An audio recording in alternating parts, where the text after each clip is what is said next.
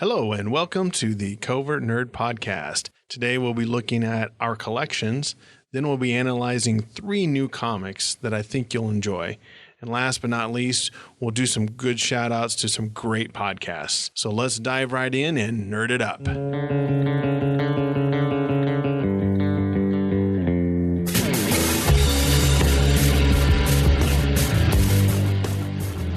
Thank you for listening. I appreciate the time that you give me, and I hope it will be worth your time. As comic nerds, we buy comics that we plan to read, but sometimes we put them in a longbox and forget all about them. On the Comic Geek Speak podcast, one of the hosts was talking about this very thing. He had over 25,000 comics in his collection, so I can understand how something like this would happen. But he made reference to many of the comics that he has, or I shouldn't say many, a lot of the comics he had, he really hadn't read. It made me think about how we collect and the fine line between collecting and hoarding. It's a comic book collection bug that we sometimes get into. We collect, then sometimes we purge, we sell everything off, then we rebuy again, and the cycle kind of goes on and on. Some of us, like me, rarely purge, but I also don't spend hundreds of dollars each month on comics. My budget just won't allow it. If I did have the money, I could see myself getting to 25,000 comics fairly quickly. Let's do the math, though. 25,000 divided by, say, 35 years equals about 714 comics per year. Divide that by 365 because of the days in the year, and you get almost 2 comics per day. Now, I'm not knocking it, because if you can afford it and it doesn't cause you to be late on your obligations, by all means, do it. If you enjoy it, do it, as long as it doesn't inhibit your ability to pay your bills. Carl, Eddie, and Jeff over at the Make Eternia Great podcast, which is a MOTU podcast that I highly recommend, they talk about mini collections as far as figures go. I'm pretty sure Carl came up with the idea of the mini collection for the podcast. They like MOTU, but aren't trying to get every figure that was ever made. They're looking for their favorites only. And if their collection gets too big, then they downsize it to keep in that mini category that they want to stay in. I'm not exactly sure what number mini stands for. I don't know if it's 8 or 10 or 12, but it probably varies with each person on the podcast. But the idea, though, you get is to keep it small. I was talking to a local guy here who makes custom copies of old arcade machines. You know, the big ones you used to see in the arcades in the 80s and 90s. He does a fantastic job, and Lee Bachma, from the last episode, bought a machine from him. I will put a link to his website in the show notes so you can find him, and if you're looking to get a machine, give him a call. I think I will bring him in maybe to do an episode in the future. He's a really interesting guy. Anyway, he talks about the fact that he can make a machine that has hundreds, even thousands of old games on it, so that person doesn't have to spend hours of their time and money trying to collect old video game consoles or the arcade uprights. For me, that would be fine. I have no problem with playing all the games on one console not being the original system or the original upright. However, some people do like the thrill of the hunt. They get joy from hunting those 1 or 2 figures or those issues that they want to add to their collection. They have no problem spending half a day flipping through long boxes to find what they're looking for. For example, on the Rad Years podcast, one of the hosts, Squeezer, collects old NES cartridges. He could easily overpay and go on eBay and find what he's looking for, but he enjoys hunting at garage sales and auctions and flea markets for the carts he loved as a kid. With comics, I'm similar. When I buy, I tend to be looking for old issues. I lost at least a long box, maybe 2, in our basement because there was water, and so I'm trying to replace some of those. It's more nostalgia. I didn't have a big collection to start with, around 600. It's fun going through those long boxes, though, and coming across an issue that I'm missing. All of a sudden, I can remember the storyline. I can remember what was going on in my life when I was reading it. You probably have similar reactions when you're hunting for what you collected, whether it's a figure or comic or game or whatever. It's always attached to some sort of memory, especially if it's something that you did when you were younger. I buy a few issues here and there of the new comics, but for the most part, it's probably more of the old, but I do have some mix of the new in there as well. On the flip side of nerdy collecting, I'm part of a HeroQuest fanbook group.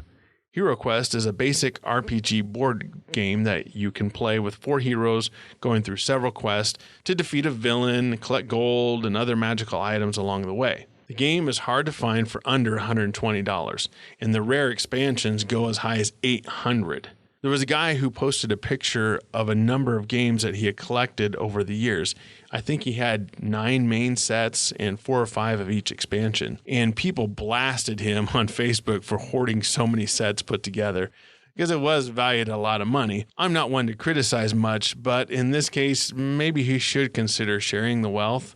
I didn't comment, though, since so many people had already pretty much waylaid into him and said what I was thinking. It's like the guy who collects Mossman figures from MOTU, and Mossman figures only. If you go online, you can search for Mossman Masters of the Universe figures, and you'll probably see a picture. He literally has hundreds of Mossman figures. However, I'm pretty open-minded. If this is the type of collecting that makes a person happy and the price of their collecting still allows them to meet your obligations, like I said, then more power to you. Whether it's surfboards or napkins or milk bottles, which are all collections, by the way, if you love it and it doesn't cause you to go broke, go for it. How you collect may evolve as your life changes. When you're single or married with a dual income home with no kids and your disposable income is a lot greater, you can indulge yourself in some of those collections. When you have kids and your priorities change, as they should, cutting back doesn't mean not at all. It means maybe not as much for now. Delayed gratification has a multitude of real-world benefits. I'll include a link to an article that gives you 10 reasons why. And if you research on your own, you'll find even more science behind the idea of delayed gratification. Being mature enough to accept the change is good. Later, when you become an empty nester, it changes again. So remember, it's not forever. If you do have to cut back, it's okay. Now, I should clarify, I'm not the perfect model of this, but I did cut back dramatically on comics. But in the last 2 years, I've increased both in what I spend monetarily and the time that I spend with comics. Being nerdy and collecting doesn't mean you hoard and hide your collection. It should be something that you want to share and let others enjoy the things that you've collected over the years. Whether you have a mini collection or a mega collection, enjoy it. Share it with others. Tell them the stories behind what you collect. What type of collector are you? Do you want to find every floppy issue of X Factor? Or are you okay with certain key issues? What do you collect? Let me know on Twitter, Instagram, or email. Visit covertnerd.net for all the ways that you can contact me, and let me know the answer to those questions. I'll put a link in the show notes so you can look for it on any device that you're listening to. When I review something on the show, I'm commenting on it because I like it, and I want you to take a look as well. I try not to criticize or rant because there's enough out there already. I try to stay positive. I stick to the old adage that your mom or grandma probably told you, if you don't have anything nice to say, don't say anything at all. And today's no exception. I recently read Essex County by Jeff Lemire. Jeff tells a complex story with simple black and white art. He can do that because the setting takes place in his childhood home. He tells 3 separate stories that are loosely connected. So here's a solicit. Where does a young boy turn when his whole world suddenly disappears? What turns 2 brothers from an unstoppable team into a pair of bitterly estranged loners? How does the simple-hearted care of one middle-aged nurse reveal the scars of an entire community? And can anything heal the wounds caused by a century of deception? Now, I'm more of a superhero fantasy fan, but this one had me turning the pages to find out what happened next. My personal favorite was the second story about the 2 brothers and the falling out that they had.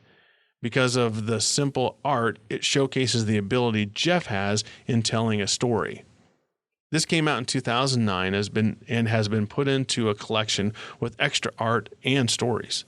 I'll put the link in the show notes so you can take a look and buy it if you want to. I do recommend this one, though. The next one is Ninjak versus the Valiant Universe. This is what I would call a fun, popcorny type of book. It reminds me of the old X-Men versus the Fantastic Four back in the 80s. It's a story you can tell that was put together on purpose by the publisher to appeal to a large readership. So you get the Ninjak readers to read maybe Unity or Exo Man of War, to read Ninjak, and on and on. The reader knows it, but in this case, it's still a fun story to read. I guess you could say I succumbed to the marketing ploys. Here's a solicit. Colin King is Ninjak, MI6 deadliest intelligent operative, a weapons expert. When the ruthless assassin Roku exploits his greatest weakness, Ninjak will be forced to betray his closest allies.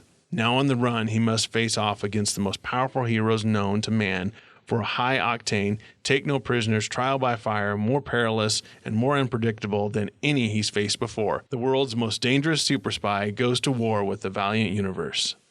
So check it out. I think they put it in trade paperback, and you can get all 6 issues put together. Just a fun little book. Plume by K Lynn Smith. Last and certainly not least is Plume. I talked with K Lynn Smith at Comic-Con, and as I've mentioned in 2 episodes ago, she is generally a nice person. I went to one of her panels and talked with her in the vendor area.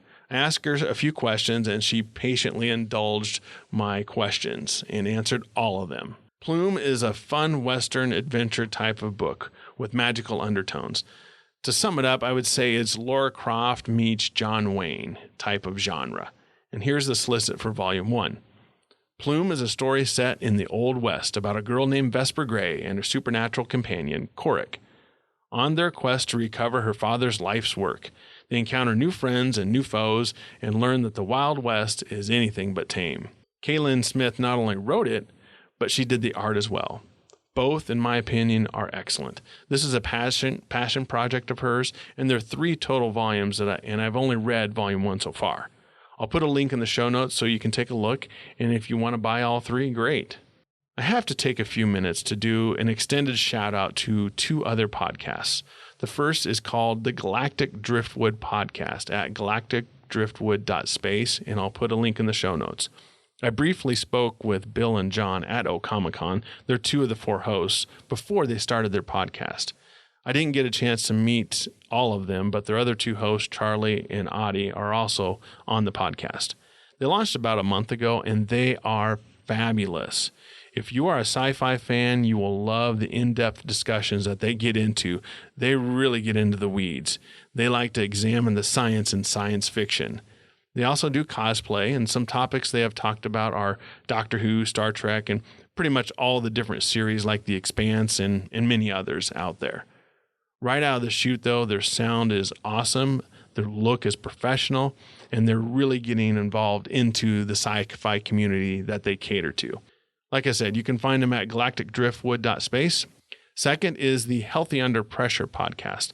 Now, this one is obviously not a nerdy genre, but I did a panel with Amber, the host of the podcast, at Comic-Con about podcasting. The podcast is Healthy Under Pressure, and I wanted to mention her and her podcast because we and several other local podcasters had lunch together, and we do that on a fairly regular basis, and her podcast was recently featured in the Apple Podcast section for her genre. I'm certainly proud of her, and I'm certainly proud that we hang out on occasion and talk shop. Amber works hard at putting together a quality podcast. She does a great job and interviews great people. So check her out, Healthy Under Pressure, and I'll put a link in the show notes. Other shout-outs go to the guys at the Make Eternia Great podcast, or Mega, Carl, Eddie, and Jeff. The Grawlix podcast, Randy, Melanie, and Jeff. That one time I was abducted by aliens, Jamie and Bree. Last and certainly not least, Daydream Instruction Manual with Jeff and Eddie and Billy. I've probably forgotten some others, so I apologize in advance. I'll try to make sure I get shout-outs to everybody. So please visit covertnerd.net for all the different ways you can reach me via email, cn@covertnerd.net, Twitter, Instagram, Facebook. Please subscribe on your podcast app of your choice. I'm pretty much on all of them. You can also email me an MP3, and I will play it on the episode. Please try to keep it PG, though. So thank you for listening, and until next time, nerd it up.